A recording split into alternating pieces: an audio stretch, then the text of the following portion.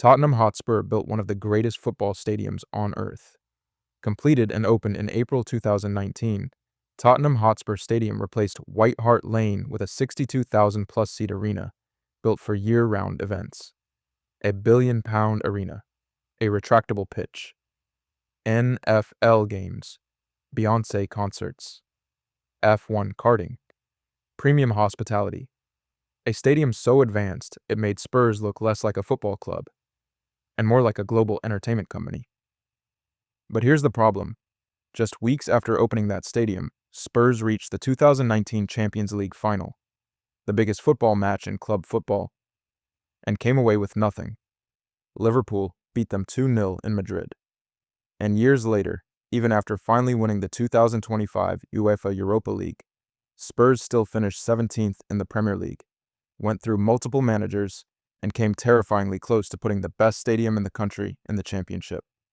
So here's the answer to the title. Spurs built the stadium before winning trophies because the ownership believed the stadium was the shortcut to becoming a super club. Not emotionally, financially. The real question is, was that a smart bet? The honest answer is yes, as a business move, but not as a football move. At least, not yet.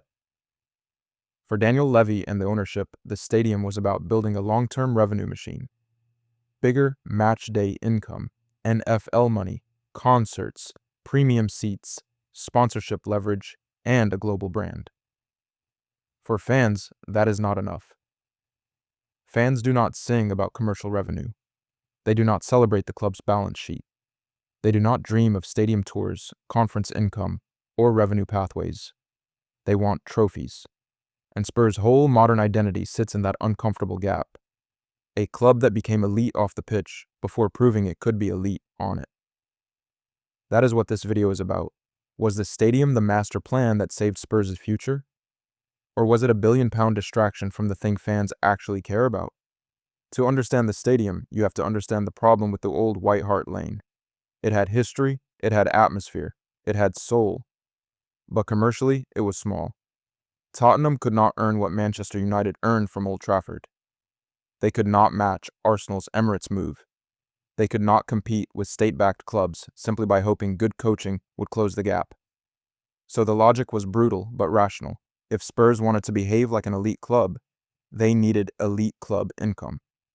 And if they wanted elite club income, they needed a stadium that could make money every day of the week, not just on match days. The stadium was not just a place to play football. It was designed as a machine, a match day machine, a hospitality machine, a concert machine, a year-round money machine. Tottenham Hotspur Stadium became the first purpose-built NFL stadium outside the United States. That matters because most football stadiums earn properly maybe 25 to 30 times a year. Spurs wanted theirs earning all year round. Imagine two shopkeepers on the same high street. The first shopkeeper spends every spare pound on flashy stock. Some of it sells, some of it doesn't. The shop looks busy, but the building is falling apart. The second shopkeeper does something less exciting. They rebuild the shop. They install a better lighting. They create a coffee counter. They add customer delivery. They add storage space to rent out. They make the place capable of earning money even when footfall is quiet. At first, regular customers might be angry. Why are you spending on shelves when we need better products? But 10 years later, the second shop can make money in multiple ways. That was the Spurs argument. The stadium was not supposed to be the trophy. It was supposed to be the engine that eventually paid for the trophies. But here's where the story gets uncomfortable. If the stadium was supposed to help Spurs compete, why did the club nearly end up in the championship? Because infrastructure gives you capacity.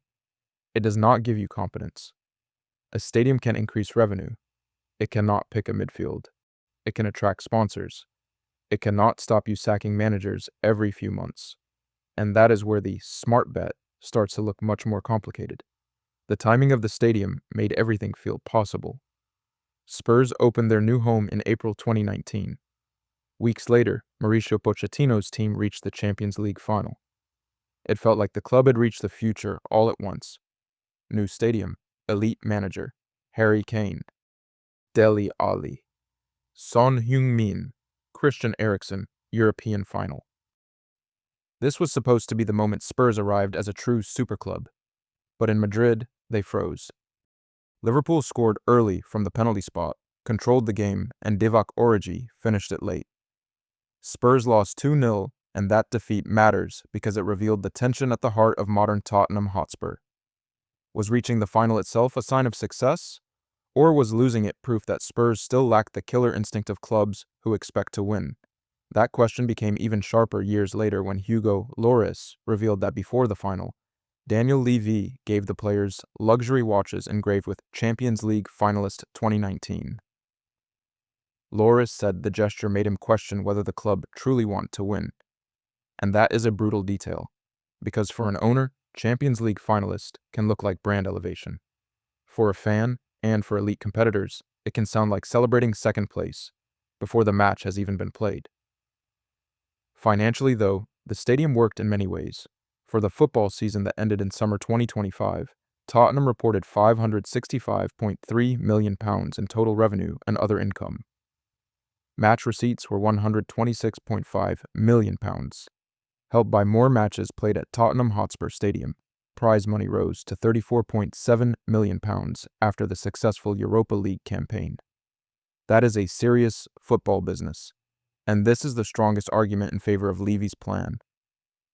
Spurs built an asset that produces money beyond football results. A club that only earns from football is vulnerable. Lose European football, revenue falls. Finish lower in the league, broadcast income falls. Get knocked out of cups, matchday income falls. But a stadium that hosts concerts, the NFL, tours, conferences, and premium hospitality gives the club more ways to survive bad seasons. That is not normal football club thinking. That is platform thinking.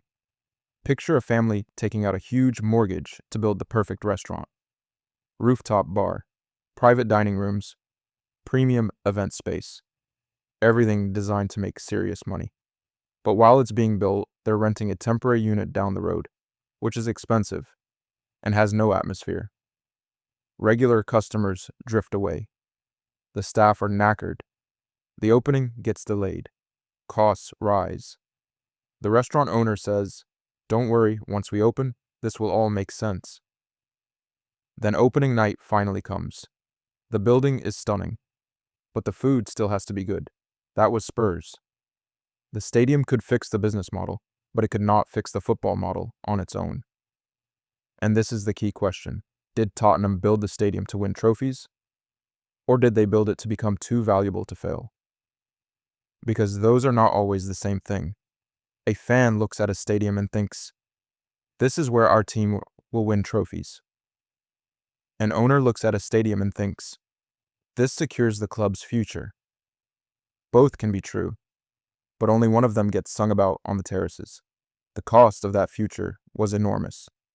The stadium is widely reported as costing around £1 billion, with later summaries putting the overall build cost at around £1.2 billion.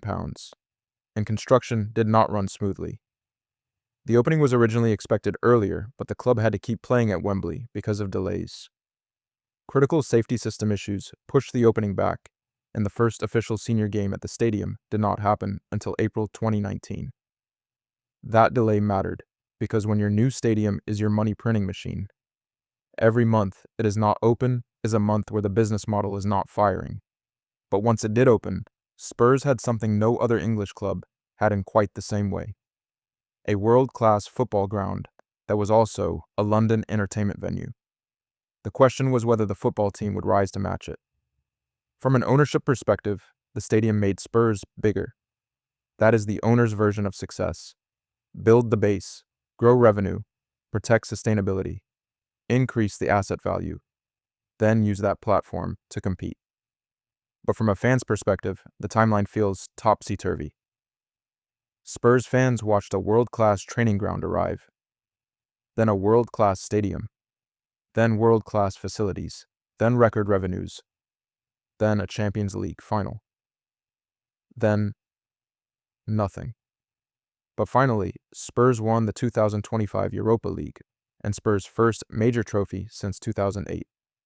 Tottenham beat Manchester United 1-0 in Bilbao and moved level with Liverpool among English clubs for UEFA Cup and Europa League titles. So yes, the trophy cabinet was not completely empty anymore. But the bigger question remained, did Spurs have a winning machine, or just a brilliant business machine that occasionally produced glory? Because one European trophy did not stop the very next season turning into a crisis. The 2025-26 season turned Tottenham's stadium question from a business debate into a full-blown identity crisis. Spurs finished 17th. They narrowly avoided relegation on the final day. They had multiple managers in one season, with Roberto De Zerbi arriving late and dragging the club over the survival line.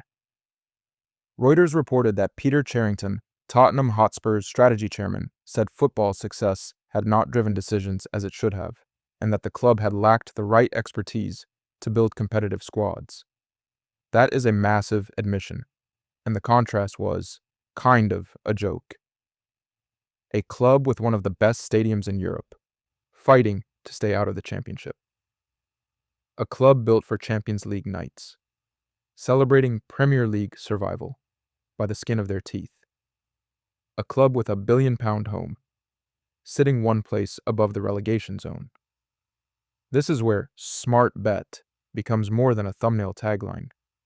Because if one or two results had gone differently, Tottenham Hotspur Stadium could have been hosting championship football. And that would have been one of the most surreal images in modern English football. Imagine it. Tottenham Hotspur Stadium, the glass tunnel, the sweeping single-tier south stand, the £1 billion architecture. And then, on a Saturday lunchtime, Tottenham versus Preston North End. With all due respect to Preston, that image is exactly why the stadium gamble was so risky. Because if Spurs had gone down, the stadium would not have disappeared, but the Premier League money and Premier League status definitely would have disappeared. Tottenham's own 2025 accounts showed how much league performance still matters. TV and media revenues fell to £127 million, down from £165.9 million after Spurs finished 17th in the Premier League. That is before even imagining relegation. Relegation would not just mean worse opponents. It would mean fewer global viewers, weaker sponsorship leverage, lower broadcast distribution, harder player retention, reduced transfer appeal, wage cuts, player sales, and a huge psychological hit to the brand. Yes, parachute payments soften the fall, but they do not help a Champions League-sized club fit into the championship. And remember, this was a club carrying major stadium-related debt and long-term financial commitments. The stadium gave Spurs a bigger money engine, but it also raised the stakes, because the more expensive your infrastructure becomes, the more dangerous football failure becomes. A small club can fall and rebuild quietly. A super stadium club falling into the championship becomes a financial and reputational earthquake. So, was it a smart bet? If the question is, did the stadium improve Tottenham as a business? The answer is yes. But if the question is, did the stadium make Tottenham a better football team? The answer has to be no. The business is impressive. The football is not matching it. A stadium cannot be the final achievement. It has to be the launchpad. Because no Spurs fan grew up dreaming of turnover. No kid kicks a ball in the park imagining commercial revenue. No supporter walks down Tottenham High Road singing about construction costs. They want glory. And the stadium was supposed to help deliver it. Tottenham Hotspur Stadium could be remembered as a masterpiece of business strategy, built beside a trophy cabinet full of dust and dotted outlines. Let me know in the comments. Was the stadium levy's greatest achievement, or the biggest distraction in Spurs history? Thank you for watching. I hope you have a great day, and I'll see you in the next one.